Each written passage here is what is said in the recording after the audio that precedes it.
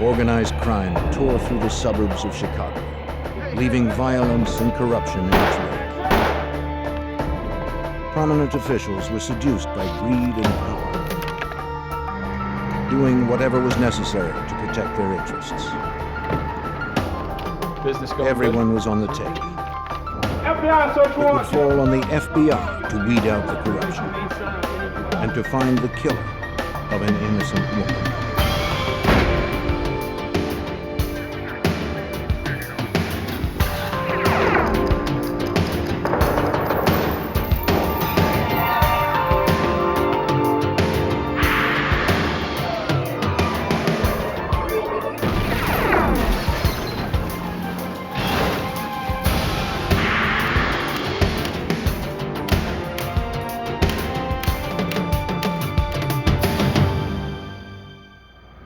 Willow Springs, Illinois seemed like any other quiet Midwestern community, but it was really one of the most corrupt places in the nation. This tiny village nestled just outside of Chicago was in the hip pocket of organized crime. I'm Jim Kallstrom, former head of the FBI's New York office. It was only a matter of time before corruption led to assassination and conspiracy. To end it required a federal sting operation of astounding complexity.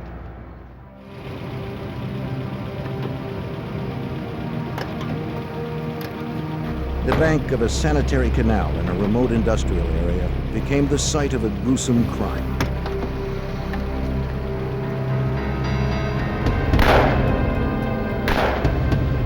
The killers were quick and thorough. Nearby, 2 police officers were out on night patrol. When they heard the shots fired, they became alarmed.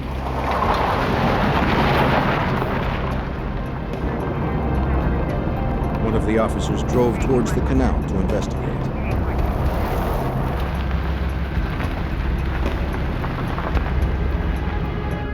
He found nothing as he searched the desolate area.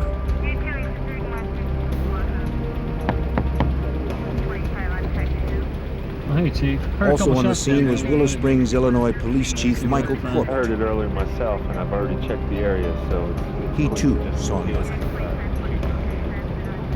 I got it covered. See you later.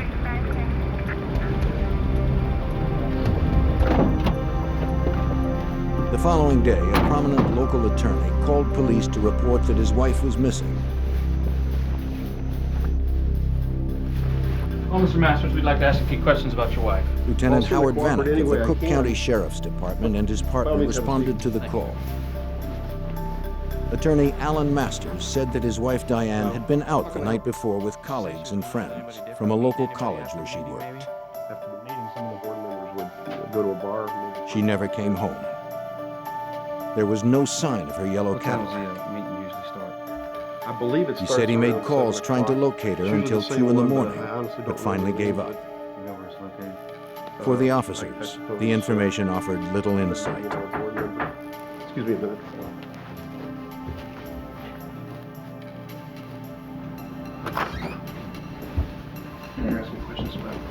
Lieutenant James Keating of the Cook County Sheriff's Department joined the officers. Yeah, by all means, you can sit down. Sir, we were just asking Mr. Masters questions about his wife's disappearance. He asked Masters if he could have a look around the Be house. happy to. Sure. You know, by all Masters means. agreed. No, not at He all. had nothing to hide. Have a seat. The officers continued their questioning. Anything else you can tell us? As far as I Reluctantly, know, Masters she offered maybe some with her new lover, information. Some professor, somebody works for the college. He suspected that his wife Diane had been having an affair. I have no idea Maybe who the he two is. lovers No, had I run don't- off together. I don't know who he is or what he looks like. I just have my suspicions. Excuse me, guys. I think we need to wrap this up. Lieutenant Vanek wanted to investigate further and look around the house himself. Sir, I think we need to take another look around in here. Husbands are always suspects when their wives I look around. disappear. There's nothing Sir, here. we need to look around. It's time to go. Something's missing here, Let's sir. go now. But Lieutenant Keating intervened. He Sir, wouldn't procedure allow is it. 2 investigators always check out the scene. In his I mind, think it's everything time had to checked go. out. Now. Let's Sir. go now. Vanek was upset. He didn't know why Keating would undermine his investigation. Outside, Keating confronted Lieutenant Vanek, telling him to back off. There's no cause of As far as he was concerned, Masters was not a suspect. But Vanek didn't buy it, and he let Keating know. Just as the two men were about to explode, Willow Springs Police Chief Michael Corbett arrived at the scene. Look, easy. Come on, guys. Let's be on the same side. Come on, man. Keating would have the final word. Vanek, you're off the case. Forget it. You're off the case, man. You got that?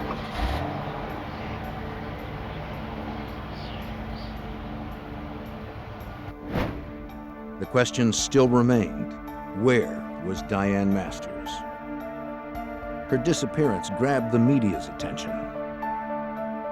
And Diane, if you would, please come to She had been very active in the local community. Diane had worked hard to help open a shelter for battered women.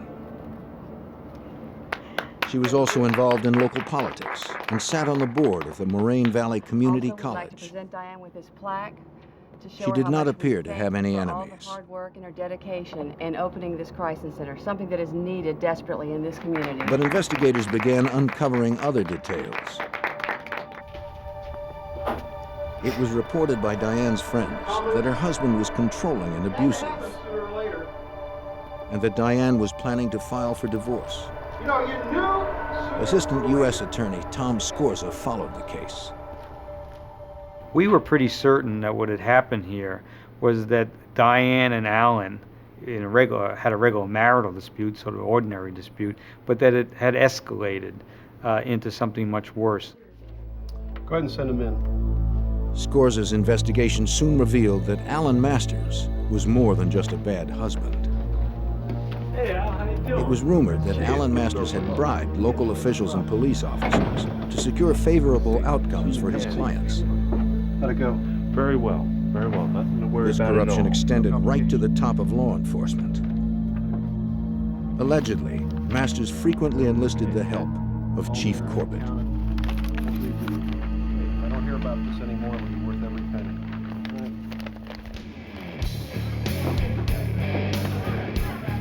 It was also rumored that Masters and Chief Corbett were involved in safeguarding some of the Chicago mob's betting and prostitution rings, which were run out of show clubs throughout suburban Cook County. But investigators were focused only on Diane's disappearance. With no evidence and few leads, that investigation stalled.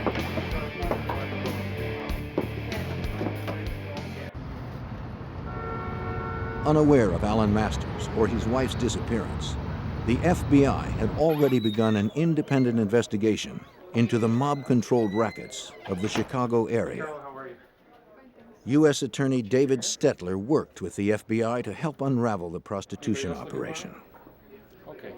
At that time, there were a number of topless, bottomless joints that one could go to, and many of them were undercover fronts for prostitution. So you could go in, you could watch the naked girls dancing on the stage, and for a price, you could retreat to the back, either to a booth or a back room, and engage in one form of sexual activity or another with the dancers. The club owners knew that their customers would spend more on drinks and prostitutes if they could use their credit cards. But the patrons were reluctant. They did not want bills arriving at their homes or businesses with charges incurred from nightclubs with seedy names. The club owners found credit card transaction companies that were willing to process the charges using false but respectable business names.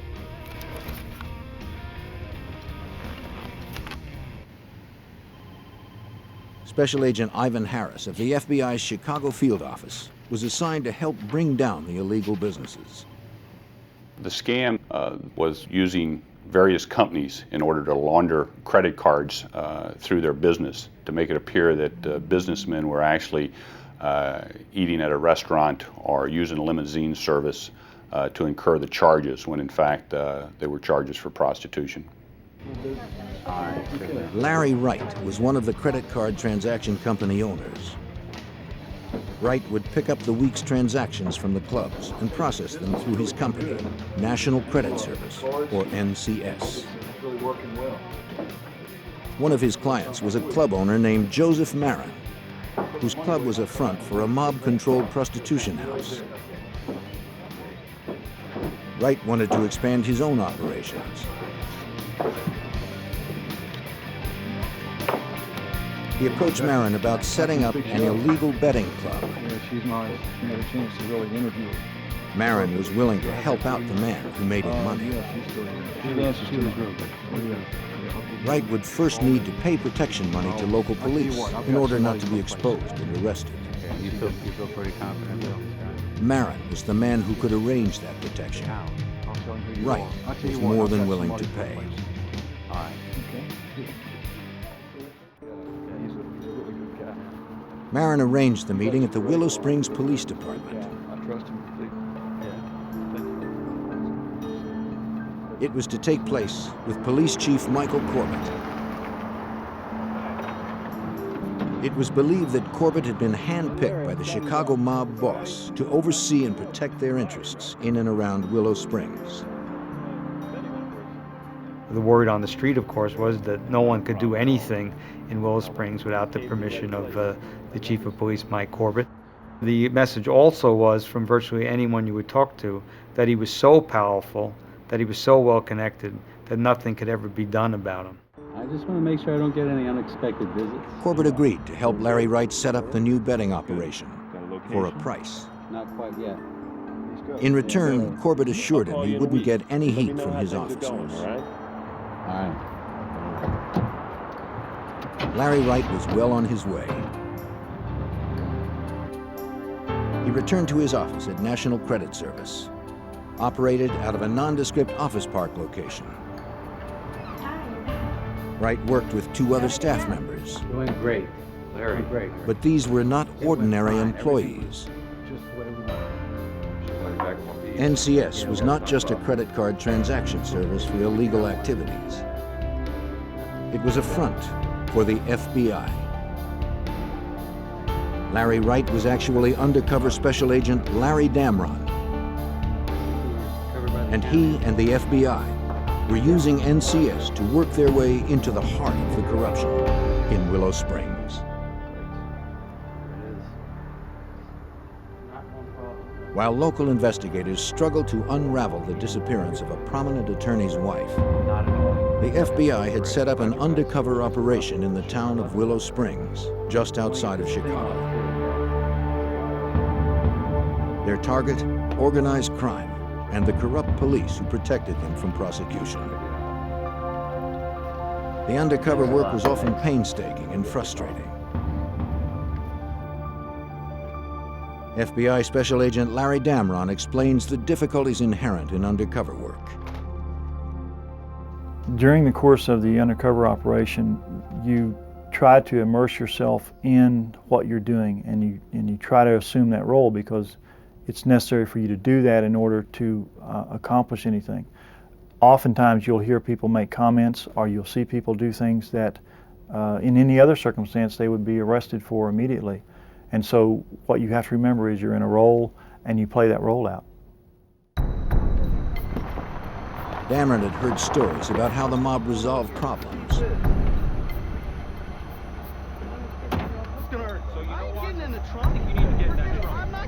They were swift and violent, and their signature was unmistakable.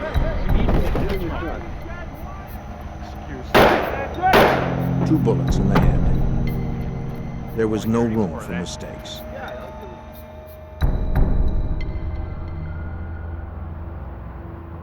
Victor Spilatro, a player in Chicago's organized crime, approached Damron at NCS. Though Victor himself wielded little power, his brothers held tremendous influence within the mob's hierarchy. Damron was starting to move into the center of the violent Chicago underworld. The Spilatros were one of the best-known names of mobsters in Chicago. The older brother, Tony, was the boss in Las Vegas. He represented the Chicago outfit for their interests in Las Vegas. Had been a prominent figure and had been widely mentioned in the paper as having been involved in murders and extortions and things like that.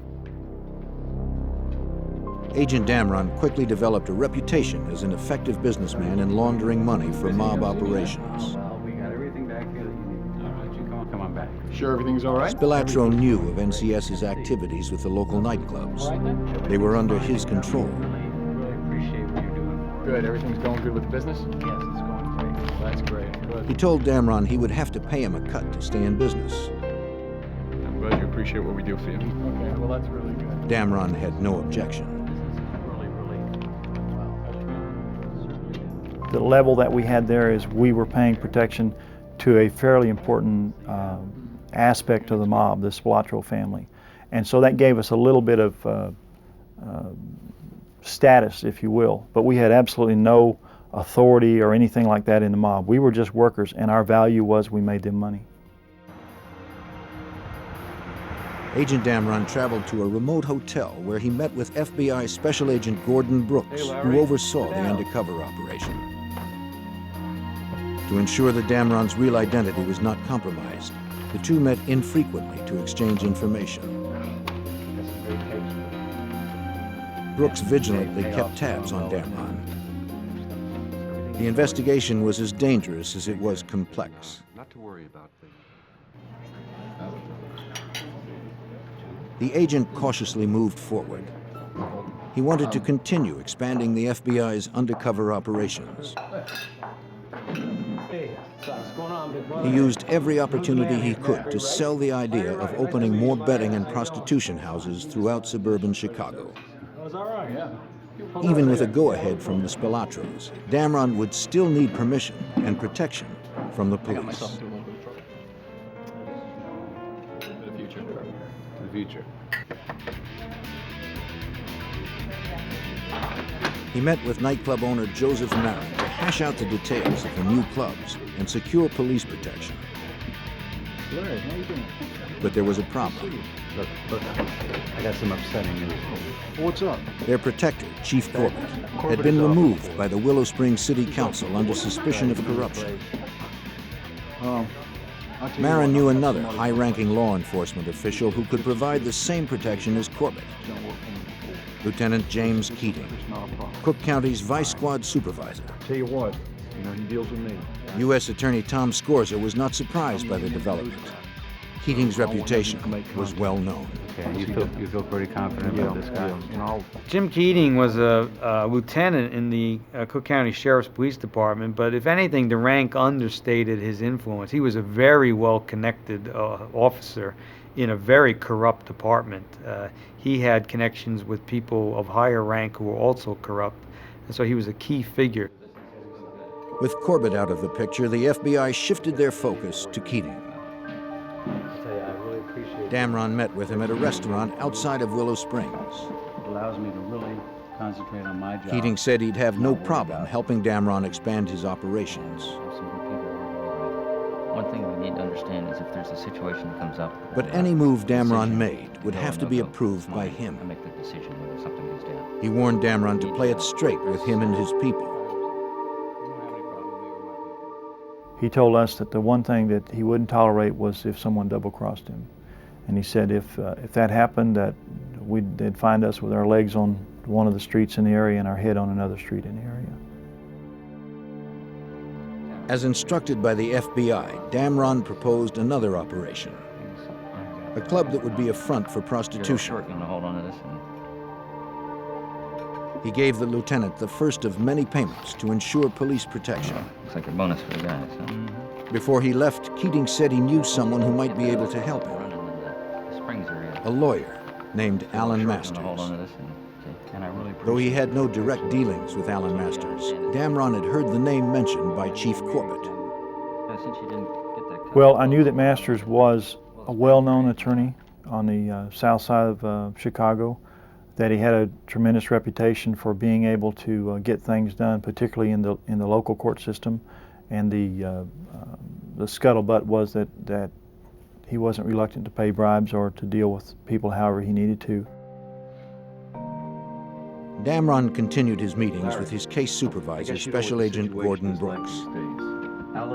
Damron needed to know everything he could about Alan Masters and his relationship with Keating and Corbett. Now, you're in with Corbett. He's dirty. The FBI and U.S. attorneys quickly established a hierarchy within this ring of corruption. Okay, you're making your way up to Keating? Right. I want you to... Corbett was the king in Willow Springs, but anytime he had to do something that involved the broader Cook County, he needed to get the permission of Keating. And Keating always had to check with the ultimate fixer, Alan Masters, to make sure everything could be handled at the court level. I can maybe get Masters interested. As the extent of Alan Masters' criminal activity became clearer, the FBI began looking closer at his possible role in his wife's disappearance. The two distinct cases were beginning to overlap, and Damron's objectives were broadening. Authorities call 3 counties still. He was a suspect in the disappearance of his wife. It was thought that if we could develop a relationship with him, there might be something there that would come to light and might be of some benefit to that investigation. Damron learned that Alan Masters allegedly made payoffs to several area judges in exchange for favorable decisions. Now, we need to have that hearing on the Sanderson case. It needs to go our way. Do we have an understanding of that, Judge? Agents speculated that Diane might have witnessed her husband's illegal activity and threatened to expose him. I think we can come to terms with that. Right this way, sir.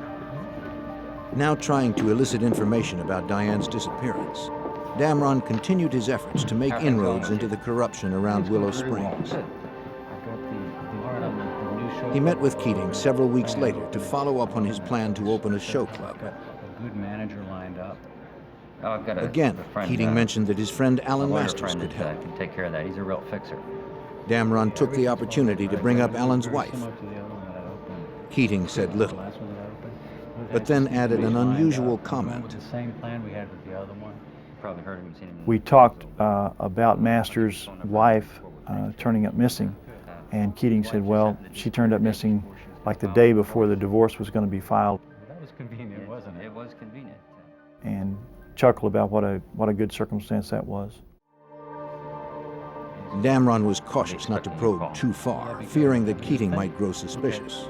You've known this fella for a long time? Yeah, I've known him for a while. I've worked with him before. Sure, he can do.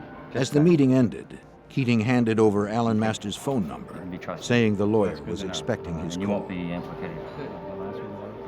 I just need to make sure lined up. I'm going with the same. He proceeded to set up the meeting with Alan Masters.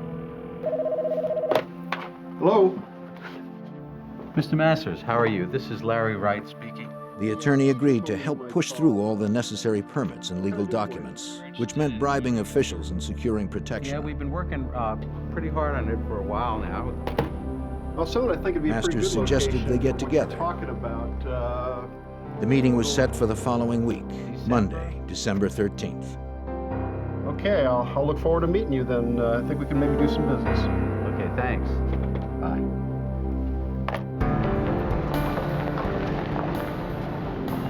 Before the meeting would take place, however, a police officer on routine patrol near the sanitary canal area in Willow Springs noticed something unusual.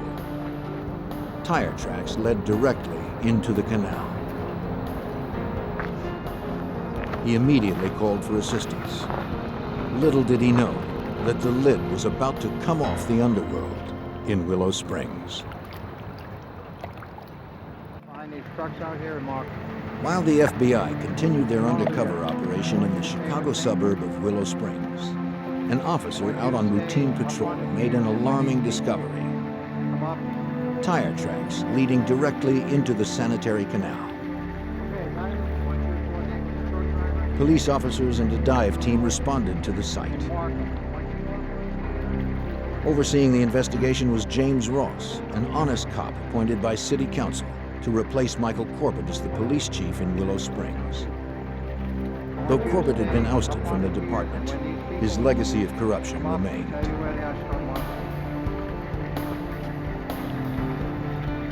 Below the surface, divers found a virtual underwater parking lot. 82 cars lined the bottom of the polluted canal. U.S. Attorney Tom Scorza believed he knew why the cars were there. And who could make a profit by allowing them to be dumped without a police investigation? Those are known as insurance give-ups, people who want to collect money on their car when the car is not worth very much anymore will find a way of losing the car and then reporting it stolen and collecting insurance. My belief was that Corbett had been the approver of all of the dumping of the cars in the Willow Springs Canal. By nighttime, a third car had been dredged up, a yellow Cadillac. The license plate on the vehicle, DGM-19, was well known in Willow Springs. It was the tag registered to Diane Masters. Lieutenant Keating of the Cook County Sheriff's Department arrived at the scene. Chief Ross was surprised that Keating, a vice cop, had been notified. He asked Keating why he was there. Keating had no response.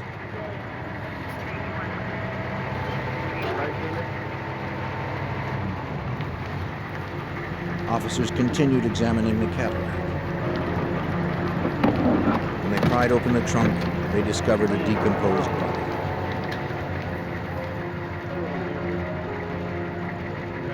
Ross immediately ordered that the car and the body be taken back to a city garage where they could be thoroughly examined for clues.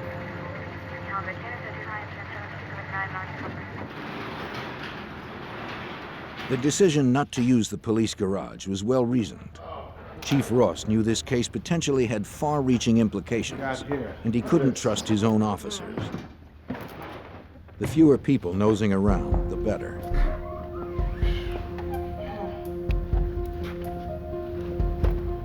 State police began to scour the car and the body for evidence. They found .22 caliber shell casings in the trunk.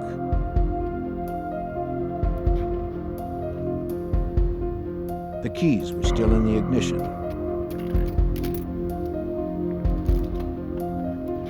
Eerily, the watch on the deceased body and the dashboard clock had stopped at exactly the same time, 1:50. They removed the body for further forensic investigation. The forensic team examining the body found the skull had been crushed. They also discovered 2 bullet hole entries in the left cheekbone. The bullet fragments inside the skull were removed and sent off to the FBI lab for ballistic evaluation.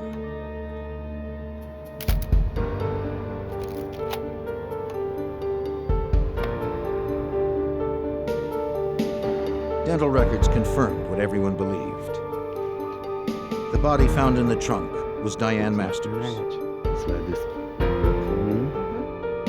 The 9-month investigation into Diane's disappearance was now a homicide investigation. Come on in. Chief Ross called in Cook County Detective John Reed to work the homicide. He was to team up with the FBI, who was now taking over the murder investigation. Detective Reed was not to trust even his closest friends in the department. He was told that through the FBI undercover operation run out of NCS, law enforcement officers were being investigated for corruption.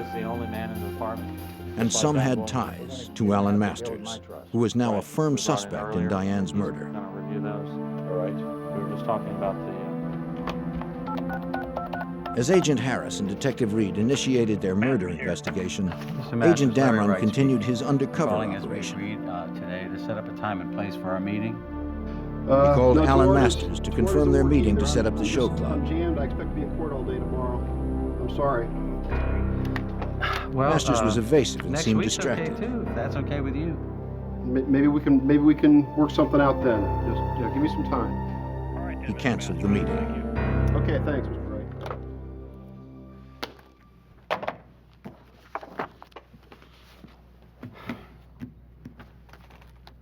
Dameron immediately called Keating.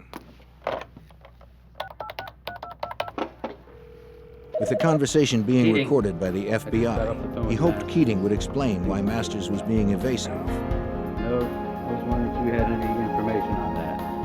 As I said, he's pretty busy. How about if you give me a call in 3 or 4 weeks? But Keating was cryptic. Maybe we can work something out then. He instructed Dameron not to bother Masters. He had too many problems to deal with.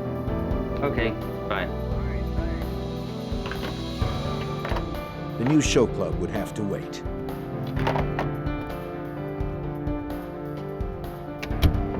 What do you got for me? Here are the transcripts. Damron met with Agent Brooks. Masters and Keating both appeared nervous since Diane's body had been discovered.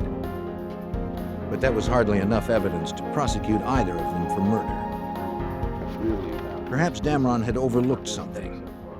He handed over his tape-recorded conversations with Keating. This is gonna nail him. We're gonna get him. Can you play that again, please?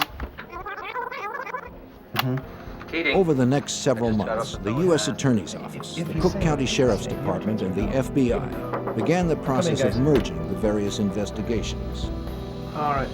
Well, The link between them was Alan Masters, Cook County Lieutenant James Keating, and former Willow Springs Police Chief Michael Corbett. If that's the case, if we can It would fall on prosecutors to begin constructing a case proving that the three men and all of their activities represented an ongoing, organized criminal enterprise. we can get the RICO prosecution happening.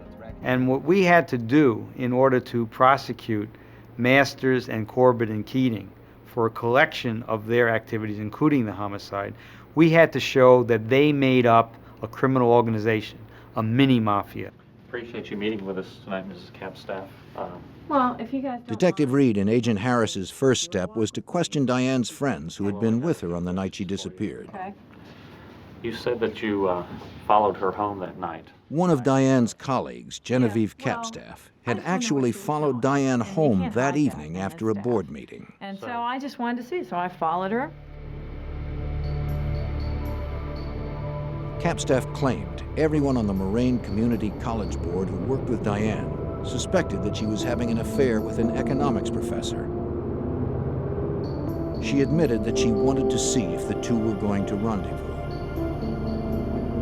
She followed Diane to her street.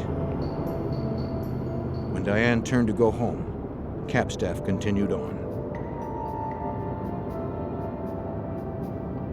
Is there anything else that you can tell Further me that questioning might- revealed that all of the community college board members, including Diane, were given a $100,000 life insurance policy as part of their employment benefits. $100,000. Right. Yes, but that only covers. The policy specifically stated that proceeds would be paid if a board member died while traveling to and from board meetings. The policy was void when the board member entered their home. That's all, but. We appreciate your Alan Masters claimed Diane never arrived home that night.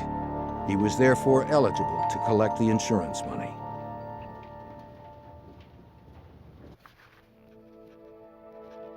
Several months before Diane's body was discovered in the trunk of her car, Masters filed a claim with the insurance company.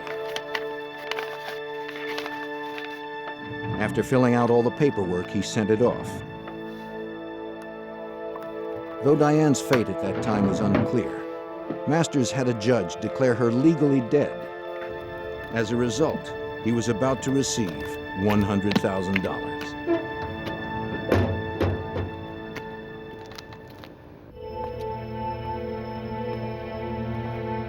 Alan Masters was fast becoming the FBI's prime suspect in the murder of his wife, Diane. Shortly after her body was discovered, investigators learned that he had filed a claim with his wife's insurance company. Within a few months, 2 checks appeared in the amount of $50,000 each.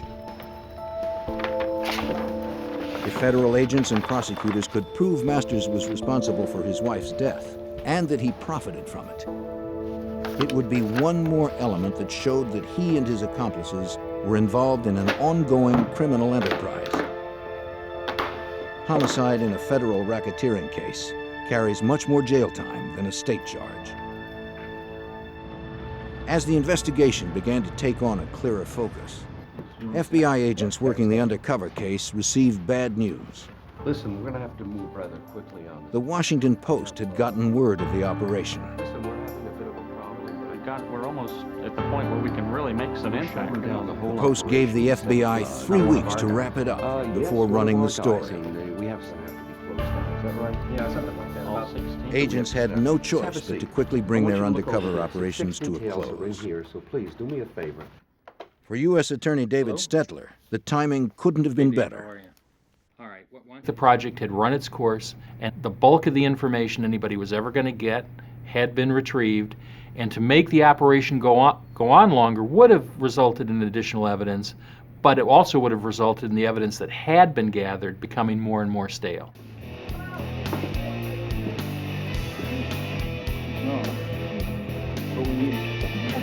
Agents had meticulously pieced together the web of corruption that extended to the nightclubs under mob control.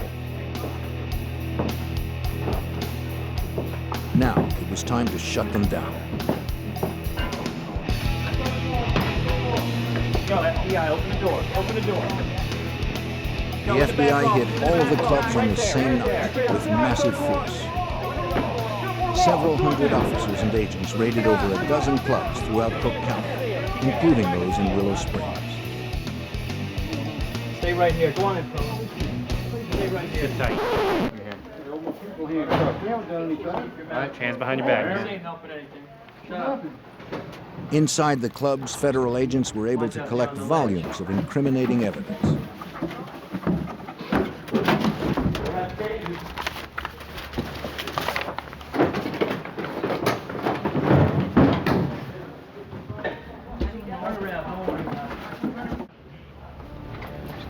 "55 people were indicted, including club owner Joseph Marin,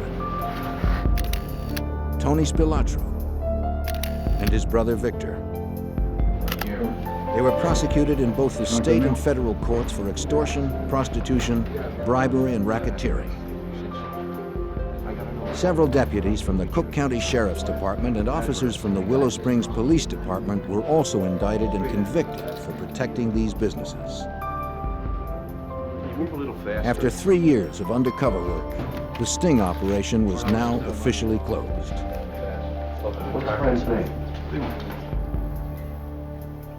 For undercover Special Agent Larry Damron, it was finally time to leave the role of Larry Wright. I would say the finish was elation and disappointment at the same time. Disappointment that there were so many opportunities out there to identify other criminal activity. We knew that that it was a good job, that we had gathered tremendous amounts of evidence, and that we had a real insight into some of the criminal activity that was taking place that we hadn't had before. Alan Masters. Local authorities, the FBI, and prosecutors could now focus exclusively on the Diane Masters murder investigation. She said he hit her. They continued questioning her friends and associates, including the man with whom she was allegedly having an affair. There were other things that happened. Economics professor Jim Koselniak. He confirmed that he and Diane had a relationship. He also claimed that Masters had abused Diane physically, mentally, and emotionally. She lived in fear of her husband. Diane had told him she planned to file for divorce. Koselniak also had reason to fear Alan Masters. One night, Koselniak and Diane had met for drinks at a local bar. He recalled that Diane called home to check on her daughter. Instead of getting the babysitter on the phone, Alan unexpectedly answered. Alan? He suspected she was with her lover. I didn't know you were He was in trouble. irate and began to I threaten was her. calling to check on Andra. He vowed to destroy her.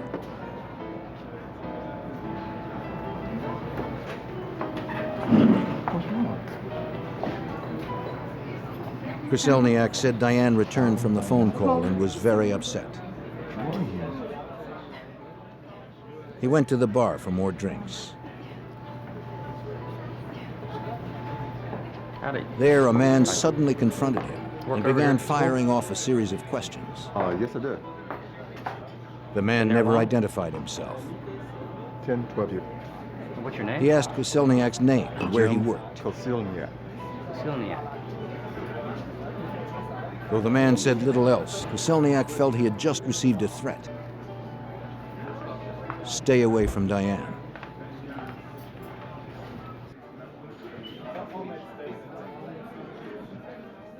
And Koselniak would later recognize the man as Lieutenant James Keating. He said that on the night of Diane's disappearance, she had called him and warned him not to meet her for drinks. So this was an unusual move on her part. They usually got together after her college board meetings. What was the tone of voice? Lately, she had been troubled by Alan's behavior. That they were going to another restaurant. Selniak which took her was, advice again, and canceled their plans. He never saw Diane again. The meeting was always straight to RDG. As a matter of fact, they're on the way now. Agent Harris and Detective Reed continued to develop witnesses. Hey, let you come by. They discovered that Masters had hired a private investigator to keep tabs on Diane. That his wife Diane. We subsequently developed a cooperating individual named Ted Nakaza, who was a private investigator with Alan Masters. Masters had requested Ted Nakaza to place a bug on his home telephone number because he suspected his wife Diane was having an affair. I got a few tapes. Hey, what do you guys got for me? Nakaza told investigators the bug was successful in exposing Diane and Koselniak's affair. Good news. Ted Nikaza played back a telephone conversation, captured on tape, where Diane was talking in a highly sexual way with the boyfriend, Jim Koselniak. According to Nikaza, after playing the tape, Alan Masters declared his intention to kill Diane and to get Keating to make it look like an accident. Alan Masters wanted his wife murdered, and he had the resources to get away with it. You gotta stay cool. The FBI and local authorities continued to uncover evidence against Alan Masters and his associates that pointed towards a conspiracy to murder Alan's wife, Diane. Through a private investigator hired by Alan Masters, Diane's affair had been exposed. His wife was cheating. Alan's rage was out of control. Yes. But investigators had no hard evidence to charge him with murder. After an exhaustive 5-year investigation, that was about to change. He intended to have Diane killed. They uncovered a Cook County Sheriff's deputy who was willing to talk. Agent Harris. Deputy Jack Bachman had startling information. Keating brought me into his Bachman office. had been too afraid of the consequences of coming forward on his own. Did he say any more? He claimed that he had been approached to kill Diane. The offer had come through Lieutenant James Keating. Bachman had a series of conversations with Keating, and ultimately Keating asked Bachman if Bachman would be interested in the job of actually stalking and killing Diane Masters. Bachman said Keating offered him $25,000 to carry out the hit. And, Michael Corbett, the chief of police, had already agreed to dispose of the body. Bachman declined the offer. No, sir, I'm sorry. I can't get involved in anything like that. No, no, sir. Through Keating, Masters had clearly solicited a murder. About this meeting we just had, and Well, no, but he did offer me $25,000. This was one of the final pieces Prosecutor Scorza needed to bring an indictment. He said he wanted to eliminate her. I said, what do you mean? What we were able to show is that when Alan Masters decided to kill his wife, he simply was able to turn to the two police officers that he'd already been working with on corrupt activities and criminal activities. And that made the homicide and the planning of it and the solicitation of it, it made it an activity of the criminal enterprise. The pieces had finally come together. And Diane Masters. Investigators put together a likely scenario of Diane Masters' murder. She said she heard something. Alan Masters had found a hitman to kill Diane and her boyfriend when they met for the usual drinks after her college board meeting. However, Diane didn't meet with Koselniak that evening.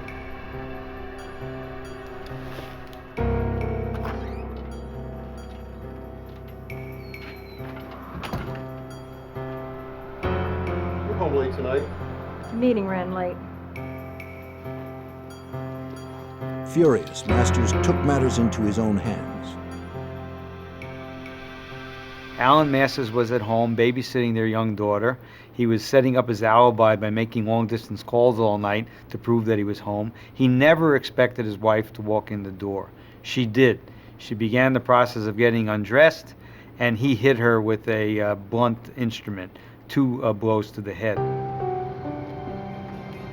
Masters then called Chief Corbett, who came with an unknown accomplice to dispose of the body. They dumped Diane's body in the trunk of her Cadillac.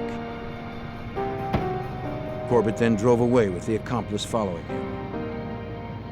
Masters remained at home with his daughter.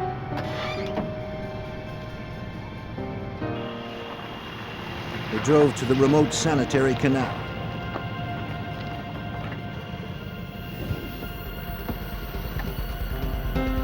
Diane's watch was reset to throw investigators off the trail should her body ever be found. They then fired 2 shots into her head. They wanted it to look like a mob hit. They also reset the dashboard clock to 1:50.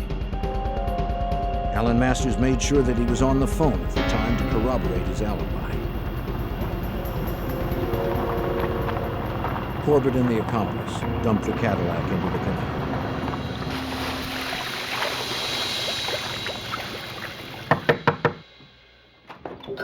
In June of 1988, 6 years after Diane's murder, investigators brought charges against the 3 conspirators.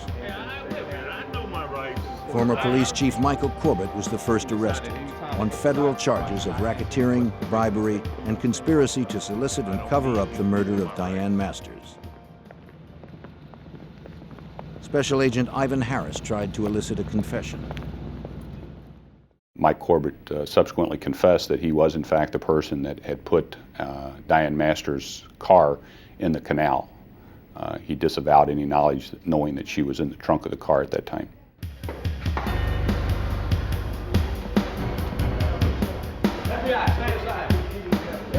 Cook County Lieutenant James Keating was arrested next on the same federal charges. He too denied involvement in Diane's murder.